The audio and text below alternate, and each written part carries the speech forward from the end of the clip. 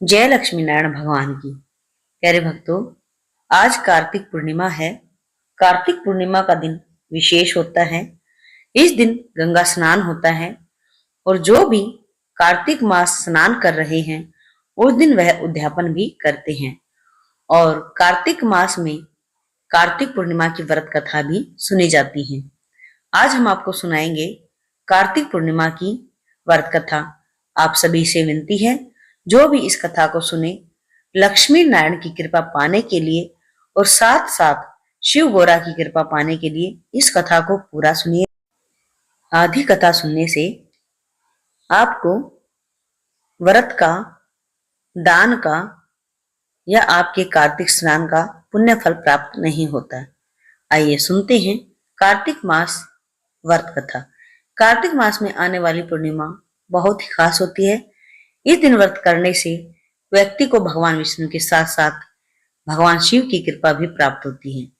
इसीलिए कार्तिक पूर्णिमा का दिन इस कथा का पाठ जरूर करना चाहिए। इसके पाठ से व्यक्ति को दुखों से छुटकारा मिलता है। आइए सुनते हैं कार्तिक मास की व्रत कथा। कार्तिक मास की कथा के अनुसार जब भगवान कार्तिकेय ने तारकासुर का वध किया था, उससे क्रोधित होकर तारकासुर के 3 पुत्रों ने देवताओं से बदला लेने का फैसला किया। असुरों के नाम थे तारा तारकाक्ष, कमलाक्ष और विद्युम्नमाली। देवताओं को पराजित करने के लिए पहले तीनों ने तपस्या की और तपस्या के लिए जंगल में चले गए। उन्होंने 1000 वर्ष तक अत्यंत कठोर तप किया।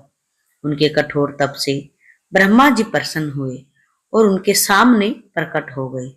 ब्रह्मा जी ने तीनों से वरदान मांगने के लिए कहा। तीनों ने कहा कि ब्रह्मा जी, हमने आपको प्रसन्न करने के लिए कठोर तप किया है, आप हमें अमरता का वरदान दें। उनका यह वरदान सुनकर ब्रह्मा जी ने कहा कि मैं आपको अमरता का वरदान नहीं दे सकता, लेकिन तुम इसमें कोई ऐसी शर्त रख लो जिसके पूर्ण होने पर ही आपकी मृत्यु होगी। वैसा वरदान मैं तुम्हें दे सकता हूं। ब्रह्मा जी के वचन सुनकर तीनों ने बहुत विचार किया और ब्रह्मा जी से वरदान मांगा।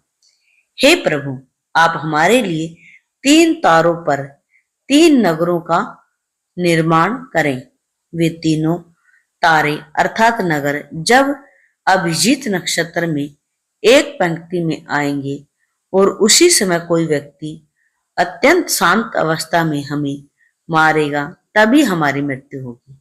और हमें मारने के लिए उस व्यक्ति को एक ऐसे रथ और बाण की आवश्यकता होगी जो बनाना असंभव हो, सिर्फ उससे ही हमारी मृत्यु हो।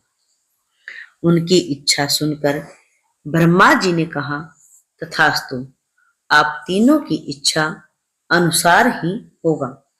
तीनों असुरों को मिले वरदान के अनुसार ब्रह्मा जी ने उन्हें 3 तारों पर 3 नगर निर्माण करने के लिए विश्वकर्मा जी को आज्ञा दी। विश्वकर्मा जी ने तारकाक्ष के लिए स्वर्णपुरी, कमलाक्ष के लिए रजतपुरी और विद्युन्माली के लिए लोहपुरी का निर्माण कर दिया। ब्रह्मा जी से वरदान प्राप्त होने के बाद तीनों असुर बहुत प्रसन्न हो गए। इसके बाद उन्होंने सभी लोकों में आतंक फैलाना शुरू कर दिया। इन तीनों असुरों को एक साथ त्रिपुरासुर कहा जाता था। त्रिपुरासुर जहां भी जाते वहां ही लोगों और ऋषियों को सताने लगते। उन्होंने देवताओं को भी देवलोक से बाहर निकाल दिया। त्रिपुरासुर के आतंक से त्रस्त होकर उन्हें हराने के लिए सभी देवता एकत्रित हुए। सभी ने अपना सारा बल लगाया, परंतु त्रिपुरासुर को हराने में कामयाब नहीं हो पाए। अंत में सभी भगवान शिव की शरण में गए। देवताओं ने कैलाश पर्वत पर जाकर शिव जी को पूरा वृत्तांत बताया। तब भगवान शिव ने कहा कि आप सभी देवता मिलकर प्रयास करें। देवताओं ने कहा कि प्रभु, हम सभी ने मिलकर त्रिपुरासुर का वध करने के लिए प्रयास किया, लेकिन हम कुछ नहीं कर पाए। हम आपकी शरण में आए हैं, आप ही हमारी रक्षा करें।